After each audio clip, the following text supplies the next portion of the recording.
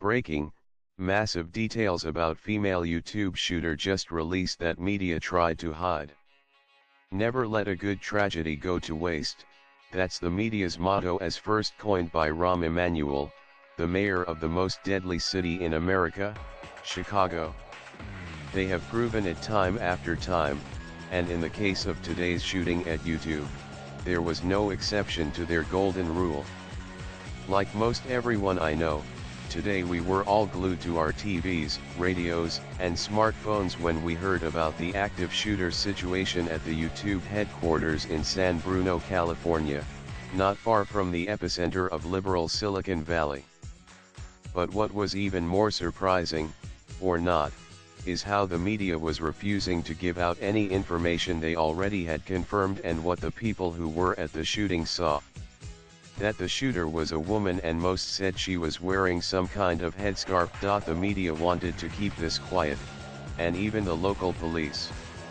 Since San Bruno is about as liberal a city as they come, they didn't want to report the truth because historically mass shooters have always been men and usually white men. The media was ready to start with the bashing. But in this case, there wasn't even any talk about gun control or as to how this woman got the gun in the first place, especially since the shooting was in gun-controlled California where the background check to get a gun includes from what hospital you were born at to what you had for breakfast that morning. More information on the shooting via NBC. American mass shootings tend to follow a grim pattern. A man opens fire on a school or workplace, claiming lives and sowing chaos. But the shooting at YouTube headquarters in California on Tuesday afternoon appeared different in at least one respect. The suspected shooter was a woman. The suspect, who was in her 30s, opened fire on an outdoor dining area at lunchtime, motivated by what authorities believe was a domestic dispute, multiple senior law enforcement officials told NBC News.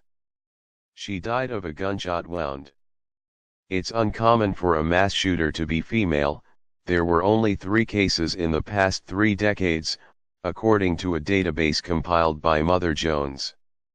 And research conducted by the New York Police Department found that only 8 of 230 active shooter cases in the United States from 1966 to 2012 involved female attackers.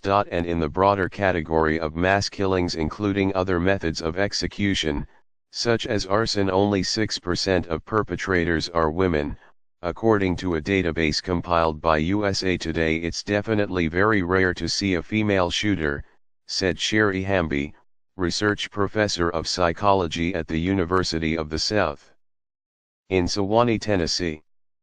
The more extreme the violence, the more likely the perpetrator is to be male.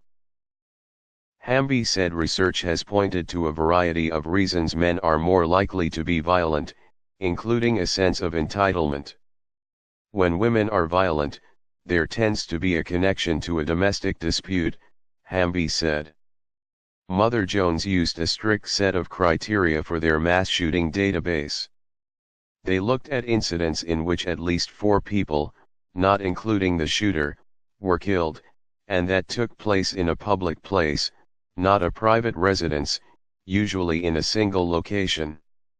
Out of 73 incidents that met that criteria, just 3 public mass shootings since 1982, including the San Bernardino attack in 2015, involved a female killer.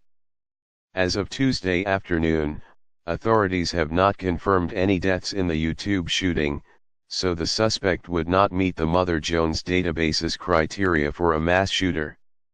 Here's a few notable examples of previous female mass shooters. San Bernardino shooting: Tashfeen Malik, 27, and her husband, Syed Rizwan Farouk, 28, unleashed a hail of bullets on a conference room at the Inland Regional Center, a state-run facility for people with development disabilities, on December 2, 2015, killing 14 people.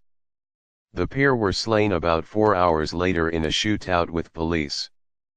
Al-Chura's tribal shooting: Shari Lash Rhodes, 44, former chairwoman of the Cedarville Rancheria tribe, opened fire at the Cedarville Rancheria Tribal Office and Community Center in Alturas, California on February 20, 2014. Among those killed were her brother, her niece, and her nephew.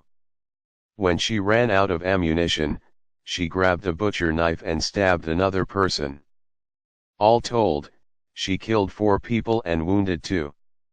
The Goleta postal shooting. Jennifer San Marco, 44, a former postal worker, fatally shot a former neighbor in Goleta, California, then drove to the mail processing plant where she used to work on January 30, 2006. She opened fire inside, killing 6 employees before killing herself. The U.S. Postal Service said that San Marco worked for the Postal Service for 6 years, but was given early retirement in June 2003 because of psychological problems. Reports till now point to a domestic dispute where a girlfriend wanted to shoot her boyfriend, but I can't help think how the mainstream media will spin this one. They can't blame the white man, and since the woman is from California, they also can't blame gun background checks. Maybe they will say the woman caught her boyfriend cheating so he deserved it, or that the boyfriend would beat her on a daily basis. The spin possibilities are endless.